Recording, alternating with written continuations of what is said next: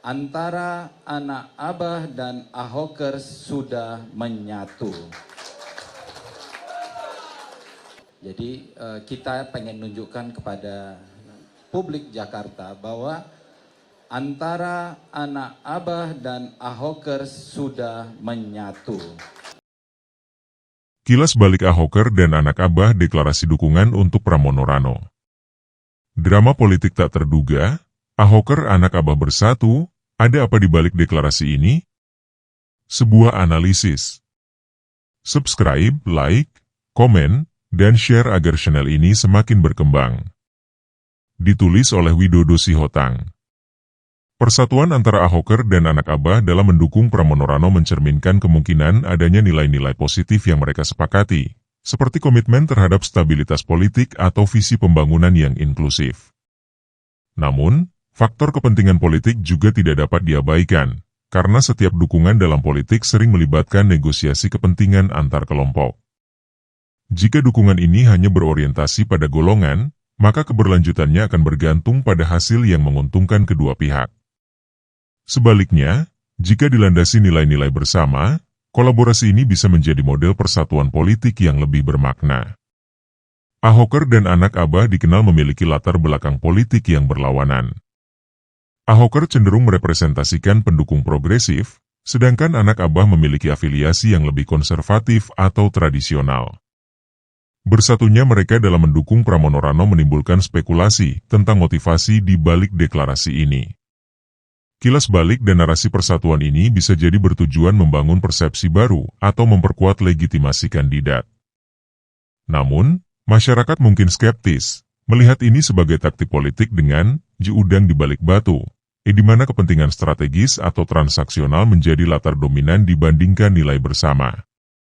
Masyarakat memiliki alasan kuat untuk skeptis terhadap persatuan Ahoker dan anak Abah yang tampak bertolak belakang secara ideologis.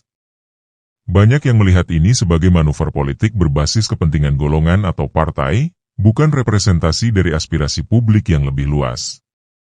Dukungan seperti ini seringkali dipersepsikan sebagai langkah strategis demi mempertahankan atau memperluas kekuasaan, alih-alih mendorong kebijakan yang benar-benar memprioritaskan kesejahteraan masyarakat. Ketidakpercayaan ini tumbuh dari pengalaman masa lalu di mana janji politik sering tidak terrealisasi setelah pemilu. Jika kandidat serius ingin mengatasi keraguan ini, mereka perlu transparan dalam program kerja dan menunjukkan tindakan nyata yang berpihak pada masyarakat luas, bukan hanya golongan tertentu. Masyarakat yang menganggap deklarasi dukungan ini sebagai langkah politis semata memiliki dasar yang kuat. Dalam banyak kasus, persatuan antar kelompok dengan ideologi bertolak belakang seringkali didorong oleh agenda pragmatis, seperti memobilisasi basis pemilih yang lebih luas atau memperkuat dominasi politik partai pendukung. Perspektif ini juga diperkuat oleh kenyataan bahwa program kerja atau visi kandidat kerap terasa umum, tanpa solusi spesifik bagi permasalahan rakyat. Jika tindakan kandidat dan partai pendukung tetap berorientasi pada kepentingan elit, skeptisisme masyarakat akan semakin meningkat, memperkuat kesan bahwa politik adalah permainan golongan, bukan wadah aspirasi rakyat. Untuk mengatasi ini, kandidat perlu menunjukkan integritas dengan membuka ruang dialog publik, melibatkan masyarakat dalam penyusunan kebijakan, dan memperjuangkan transparansi, sehingga kepercayaan dapat tumbuh dari tindakan nyata, bukan sekadar narasi politik. Deklarasi dukungan antara Ahoker dan anak Abah untuk Pramono Rano dapat dilihat sebagai simbolisasi politik yang pragmatis, bukan ideologis. Kritikan utama terhadap langkah ini adalah minimnya kejelasan bagaimana koalisi tersebut berdampak positif pada kepentingan publik. Koalisi ini mencerminkan kecenderungan politik yang lebih fokus pada konsolidasi kekuatan daripada merespons isu-isu yang relevan bagi rakyat.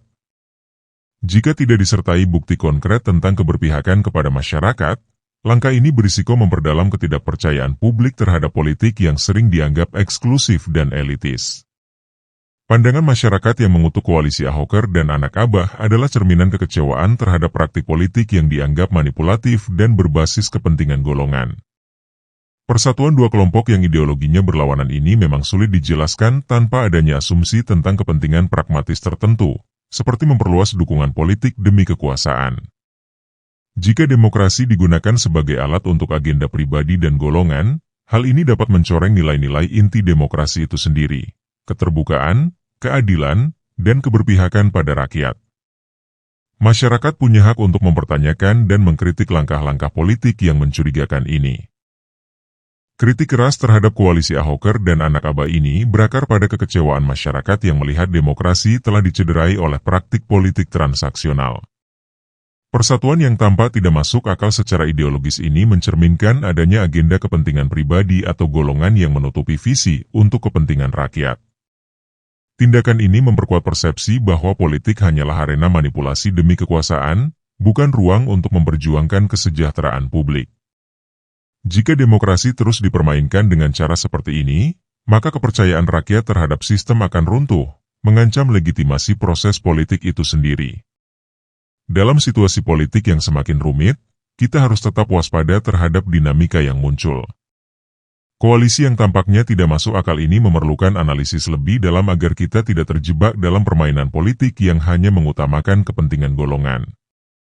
Demokrasi harusnya menjadi sarana untuk mewujudkan kesejahteraan rakyat, bukan sekadar alat untuk memperkuat kekuasaan segelintir pihak. Mari kita terus kritis dan berupaya memastikan bahwa keputusan politik yang diambil benar-benar mencerminkan kepentingan publik. Subscribe, like, komen, dan share agar channel ini semakin berkembang.